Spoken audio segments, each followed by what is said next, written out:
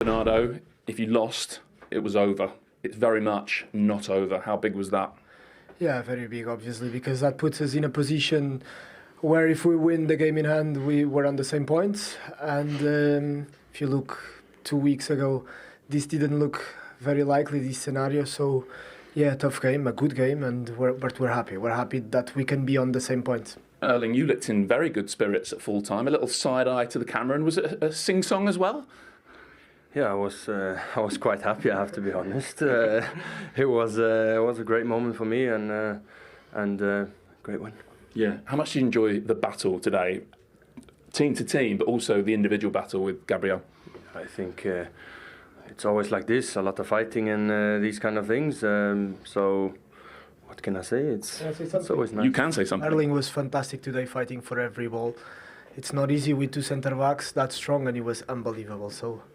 Thank you so much, Miguel. Apart from the goal that he always scores, today he fought like an animal, yeah. Thank you, Bill. So while we're being nice to each other, what about this guy? Not too long left in the sky blue shirt. Not just what he does on the ball, off the ball today. There was one chasing back, I think it was Havertz. Yeah. He won a header towards the end against Gyökeres. Yeah, I think that I remember that cross I told him after when he headed it out. I just told him, you were like fuck. Erling, language, please. Come on. It's all right. It's all right. We've all been swearing in our lives. I just told him he was like Cannavaro. So, today, Bernie, I'm not going to make it emotional here, but you were really good as usual today as well. So, Cannavaro, did you feel like that was a top level game, like two absolute elite teams going head to head? Yeah, I thought we were very good until we make the mistake and we change a bit the mood and after the 30th minute, something like this. Then second half was tough because it looked like we were in control of the game. We had more possession, but it always felt that they were very dangerous. They have two very big chances in a row, and these big games are like this. It's the small details, the small margins make the difference. But overall, I think we played a good game. We were there. Our fans were there, so I'm really proud. When the small details go your way, like they did today, and obviously, like you say, you did play well as well. Does it make you start to think maybe it's our name on that trophy? Well, it's a long season. I think a lot of small details went. He's grinning away next to you. But didn't go our way this season. A lot of small details, not only decisions, but also unlucky plays that we had. We missed a lot of chances. We had a lot of games that we should have won, and today things went our way. I'm really happy. Right, you're smirking away. What do you think? Do you want to answer that question as well? No, I think as I told you a few days ago, every game is a final. I told you that. On Wednesday we're having your final. So now, when we are done speaking here, it's about start to focus and recover and prepare for Burnley, because Burnley game is as important as this game and as the Chelsea game was. So we need to focus. We need to stay humble, don't think too much, and focus on next. Going back to that physical battle with Gabriel, if I may, did you win it at a crucial moment for your goal? Just winning a trial of strength to give yourself the space? I don't know. I think that's other to decide if I won that battle or not. In that moment, I suppose you could say yes. Of course, I scored the goal. Yeah. So of course, I won that battle in that decisive moment. It was a good cross. The ball came. The finish was perfect. So in the end, I think it was a great goal and decisive moment. And in the end, we win. Yeah, and I think you lost an undershirt. That was hanging off at one point, and then you were both booked. Were you slightly surprised that was the outcome of that? Let's call it a head-to-head. I think if I fell on the floor there, which I will not do unless someone really attacks me, I think maybe it would be a red card. I'm not sure. I haven't seen the situation, to be honest, but it is what it is. I will not fall on the floor as easy like this. So yellow card for me. I don't know why. He comes up to my face. It is what it is. Bernardo, last one for you, because we know now that your time as a City player is coming to an end. Slightly more emotional today because of that? Or, I mean, I spoke to you before the game. You looked locked in and not thinking about yourself at all. No, because I made the decision a long time ago. So for me, it's been emotional all season because I knew my decision, and I just want to finish on a good end with trophies, and I'm doing my best for this club until the end. Okay. Thank you. Well, he's also the player of the match, Erling. Bernardo. Cannavaro. Cannavaro Silva. Congrats. Well deserved. You were amazing. So tight, wasn't it, really? Or to follow, apologies for the language, I get the feeling they were trying to hold quite a lot back in that interview with Patrick there. A lot of emotion, given what they've just achieved here this afternoon. And they had to roll their sleeves up. Did you like the way that Erling Haaland scrapped, particularly in that second half against I enjoyed that battle. Yeah, it was really good. And the referee let it get on, but it obviously there could have been a sending off. But they were both at it, physical battle. And yeah, I enjoyed that. That's part of the game, the physicality. And I credit to the referee letting him get on with it. But as Haaland just said there, he produced the big moment, decisive moment, that winning goal. And credit to these players. And whenever you look at Pep, in terms of peaking at the right time, they do seem to peak, whatever regarding the training, the days off Pep gives, obviously his experience. It helps when you recruit in January, you can bring a couple of top players in, helps the group. But what I still like about this City group and even Pep, that hunger, whatever trophies they've won, the previous success, you saw today how much they wanted that win. And usually produced bits of quality, rode their luck a little bit. Arsenal had big chances, didn't take it. But they are peaking at the right time, and that's what this game's about. But was that hunger perhaps epitomised by Bernardo Silva? And we've got two of the best Premier League centre midfielders here of all time. And a very fine right-back who won a title with Manchester City as well. But they do come in all sorts of shapes and sizes, don't they, midfield players? And Bernardo is probably one of the smallest, but it doesn't stop him putting such a performance I think today he really produced an unbelievable performance in possession, but I think we're talking about out of possession, because sometimes when you're in a really difficult period, you just need to put your sleeve up and then just go for the battles for the team. And I think he did it quite really well today. He's a leader of this team. You know, I think everybody's looking at him. So when he's like that and puts his head where the players put in their feet and he's giving tackles, that will lift the teams around him. It's versatility though, isn't he? He's played false nine, he's played right, he's played left, he goes deeper, he controls the tempo of the game, and then he's got a moment in him, you know, to have that sort of performance against Arsenal, who it was always going to be about today. Let's have it right. It was who was going to win this game, who's going to have the momentum, and you need your big players to show up, and he showed up, and that is the difference. Although Arsenal played really well, in the crucial moments, they couldn't get over the line, and that may be the difference at the end of the season. How confident are you now? No, I was always confident that if Man City won this, they would win it. But they can't be complacent now. I think that is, they've got to go to Burnley, and like I said before, Arsenal have got 2 games before Man City play again. But if you're looking at that team, and you're looking at the work rate, tactically, and everything they do, the performance, Nico O'Reilly, again, fantastic. You just back Man City just because of the experience. You said to us a few weeks ago, Patrick, for Arsenal this season, it was now or never. Did you feel that was also the case here this afternoon?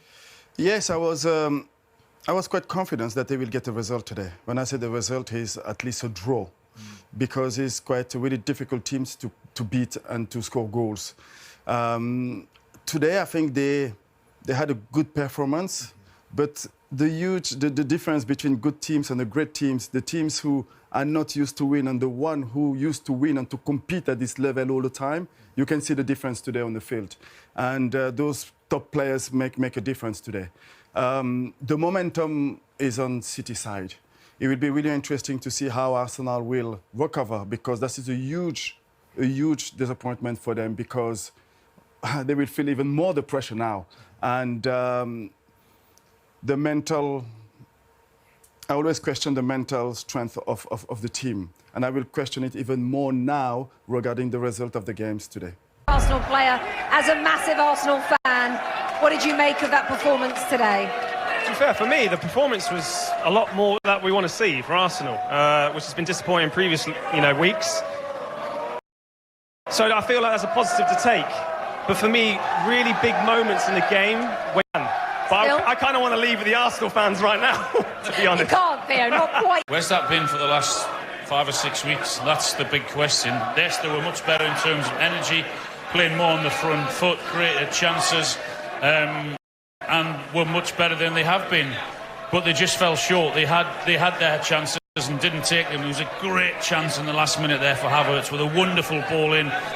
With the experience that they have, and the momentum that they've got, I do believe they'll now go on and win it. And it just feels like that. Looking at Pep, looking at Haaland, looking at their fans in the stadium and listening to it, you get that feeling that that's exactly how they are feeling as well. Even though Arsenal played well today, as Alan said, seeing their body language, not just today, but in previous weeks, both City and also Arsenal, the body language of the players and the managers has told its own story, Rob. He's dead right, and when you think of the City team, I think this was a year when Pep didn't expect to win titles. It was going to be Liverpool and Arsenal battling this one out, and this was a transition. This was introducing new players, but they smelled there was an opportunity. And what this team do, they suffocate you in the end. Brilliant bit of skill by Shirky. The power force that is Haaland. Somehow they find a way. What champions do. I think it's tilted now. It's tilted, and I think by this time next week, Arsenal will be chasing. So often in football, it's normally one story bigger than the other, but it feels very much like we've got one Premier League game. Arsenal had a few opportunities to make that gap even bigger and put them away. Pep was saying things back then that we're not really ready. We're saying things that this doesn't look like a normal Manchester City side. The way he brings his team to the boil at the right moment is astonishing. This team is super grooved and focused and smelling another title. I think they're going to do it. I felt that last week. I thought their opportunity was last week against Bournemouth. I thought, particularly after winning in Sporting, I thought the momentum from that would have carried them on. It was such a weak, limp performance against Bournemouth. And it's very, very difficult at whatever level of football you're playing to flip the switch to say, right, we're going to go again. You can't just do that. You need momentum. And there's one team with momentum at the minute, and that's Man City. Theo, do you think when you look back at the end of the season, if Arsenal don't win the title, it'll be that game against Bournemouth last weekend that ended it for them? Yeah, I think you're left. It's a major factor to it. But what's really important as well, now as an Arsenal group and an Arsenal fan group, we need to obviously be behind the team like they have been. But it's going to be hard. Do you still believe in Mikel Arteta, even if he doesn't win the title this season? I've always believed, absolutely. It's kind of been his team. He's four moulded this times team. in a row second. But this is the problem now. If you don't win something this year, when there have been signs of a quadruple to win nothing, it's not a good sign, is it? Who wins the title now? Very quick. Arsenal. Wow. Who wins the title? You do playoffs out here in the States. Right now. Yeah. Who wins the title? No playoffs. No playoffs. Arsenal. Wow. Let's go. City. City, I'd say. City. Oh, the romantic side of the set, Theo and Tim. That's fair enough. Okay, let's read the title scenarios as they stand right now. City trail Arsenal by 3 points with the game in hand. So if City win at Burnley on Wednesday, City move into top spot. If each team then wins out, the title will be decided by the following tiebreakers. It'll go to goal difference first. That's never happened, by the way. Goals scored after that, and most points in a head-to-head will follow in terms of if the teams finish level on points. So who do they have to play? Arsenal, Newcastle at home next weekend, at home as I say, Fulham at home after that. Then they go to West Ham, they host Burnley, and they have Palace away on the final day. City have Burnley away next, Everton away, Brentford at home, Bournemouth away, Villa on the last day, and that Crystal Palace game that has yet to be rescheduled. That there is their game in hand. City could pull this title out from somewhere, are increasing all the time. All the eyes of the world have been here on the Etihad. We've been here, of course, all day. Premier League Live on the road for you as well. We're still digesting quite what we've seen behind us and the impact it potentially is going to have. I know, I mean, the build-up was so big, wasn't it? We all thought that it was possibly the biggest game in Premier League, maybe for 12, 13 years. It was that big, and it didn't let us down. For the neutral, it was a brilliant game. I thought the right team won. I thought Manchester City were the better team on the day. However, it went right down to the final kick. You mentioned Havertz before, what a good performance he made, especially in the first half, and then, wow, he had a chance to equalise right at the end. Had all the drama, and it means that this title race is going to go on and on. You would like to think now until the last game. Incredible. Yeah, it was at the Premier League at its finest there for everything, Addy. I think we said it so many times. That's why the Premier League is the best league in the world. And if you watch games like this, and sometimes I actually question myself, how did I manage to play in this league for 12 years? Obviously, knowing my background and where I come from, this is just so beautiful, emotional, and that's the most important thing of football. People get emotional. You see Man City score after, 57 seconds, 57 seconds, they echo glass, and they keep going. And we talk about it before the game. It's going to be a game of patience. Man City need to win, but they need to be patient. They need to keep the ball well, and that's what they have done quite when Shirky, what an unbelievable player, and And Doku, he has traumatized his I think the left back or the right back today. Playing against Doku is something you have to be ready to work for, because he get the ball. As soon as he get the ball, the first thing he's turn and face you, and you don't know what he can go right, he can go left, he can also go right. So he gave them a lot of problem today. But as he said, Michael, I think the best team took the 3 point today. And if you were going to do a sort of prediction before who might get the winner, there's only one man in the Manchester City team. I mean, he'd actually gone 4 games without scoring. We were only scoring, talking about his numbers last week when he hadn't scored, and it fell to him today, and he's the hero. I really enjoyed that battle today.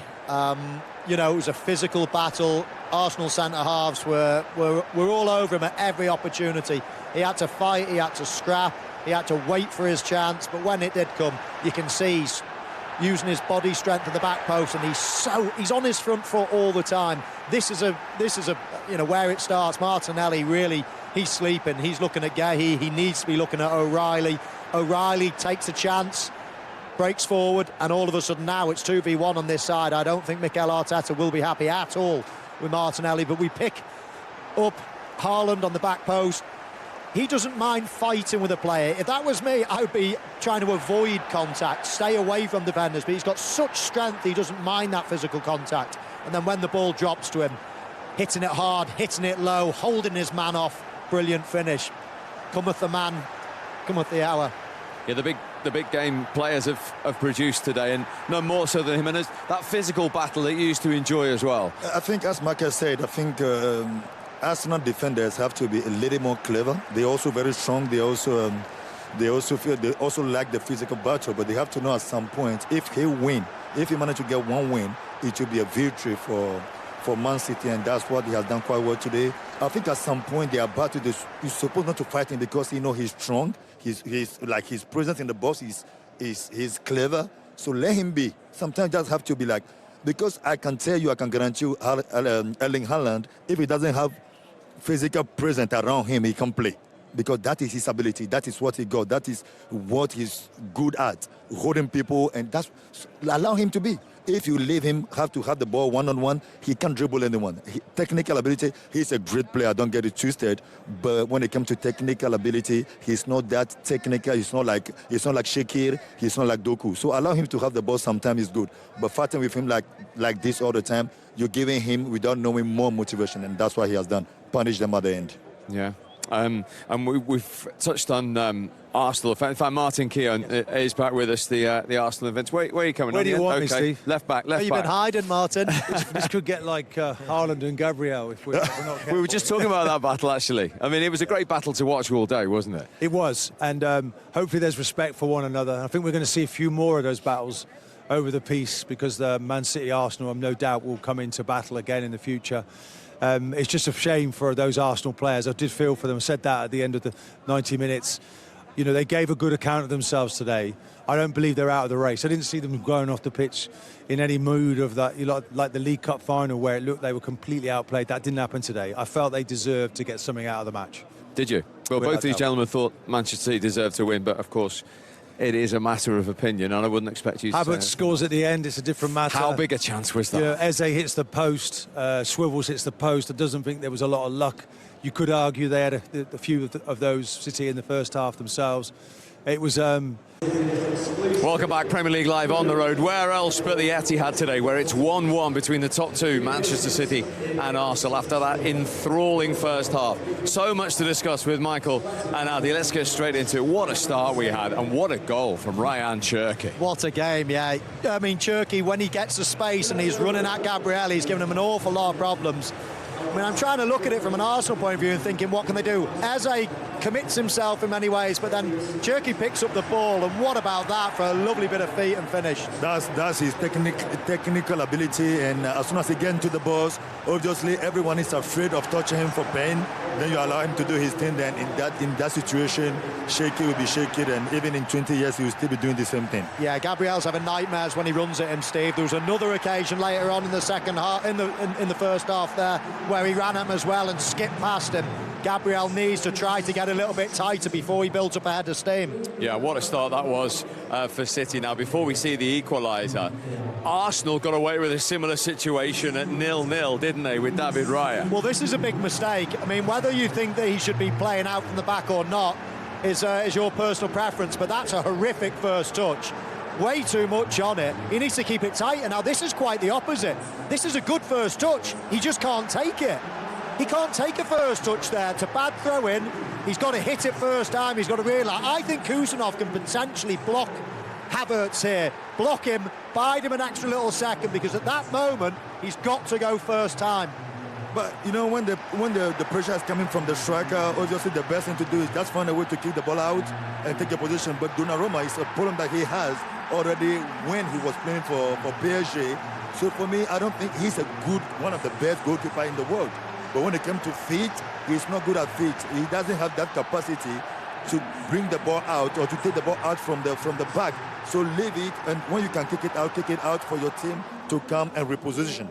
And that was just 37 seconds after the restart. The timing for Arsenal was massive, wasn't it? Yeah, but you know, Arsenal know that what they're trying to do is trying to put pressure on Man City to keep the ball at the back, to try to manage the ball at the back. That's what they're doing quite well. So as soon as they kick the ball, they run to the keeper. They know at some point he made a mistake, and he made a huge one. Yeah, big goal for Kai Havertz. Now, we talked about his inclusion ahead of Gyökeres from the start today.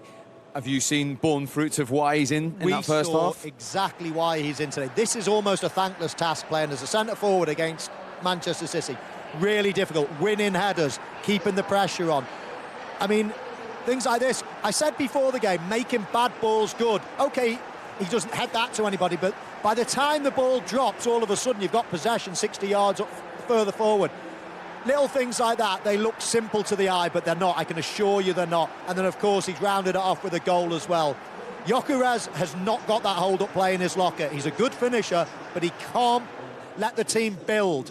And Havertz has got that presence. He wins flick-ons, he keeps the ball, and, of course, he's also scored as well. So that is absolutely why Mikel Arteta started him today. I think that's what I told you before the game. I told you Havertz is a player that can keep the ball, that can hold on the ball. Technically, he's slightly better than Gyökeres. Gyökeres in this kind of game, you know that you're not going to have a lot of chances. So it's better to put on the bench, put somebody that can hold the ball for you. That's what Havertz is doing quite well. Where does this leave us then? Wow. I mean, who knows? Anything's possible, isn't it? Absolutely anything's possible. I mean, Manchester City have been the dominant side. They look like they're going to score more often, but that's what you expect. You know, they've got more technical players. They're at home, and they need to win. So who knows, though? I mean, if Arsenal hadn't scored straight after City, then it would have been a different story. Man City will be absolutely sick that they've let them back in, because they've been the dominant side. Well, it is absolutely gripping, and it is very tense here at the Etihad. And for the moment, it is advantage Arsenal in this huge game. But what a start for Manchester City, Roy. And we talked about the magic feat of Ryan Cherky. Brilliant player, obviously very unpredictable. City an element to control early in the game. Again, Arsenal are getting bodies back, but you know what City are like. They rotate the ball, they get movement, switches of play.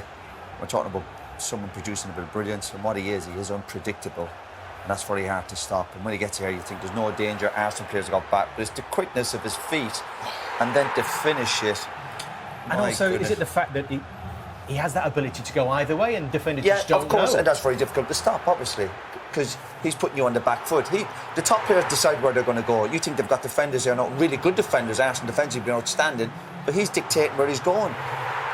Again, Arsenal would be critical of themselves, but from an attacking point of view, look at the feet, the quickness, and then knowing where the goal is, and to slot it in the corner, a moment of brilliance, and then not long after, there's a moment of madness. Yeah, 16 minutes in, this stadium bouncing. Deliberate ploy, do you think, Micah, from the restart to go long? Yes, I think that's exactly what they're trying to do. They obviously got caught out in the cup, trying to play out from the back. But this is absolutely criminal. To come back to your goalkeeper there, you can just go forward, and then Donnarumma to take a touch there. I know Man City want to play out from the back, but you've just gone 1-0 up. Just go long. That's all you need to do. Go long, regroup, and then set up again.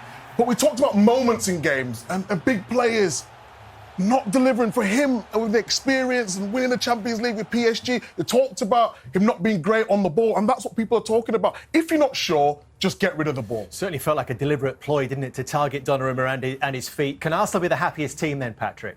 Yeah, I think Arsenal can be really pleased with the first half. I think they show a lot of personality and there's a really good organisation on the field, and they can be pleased with the first half that they played.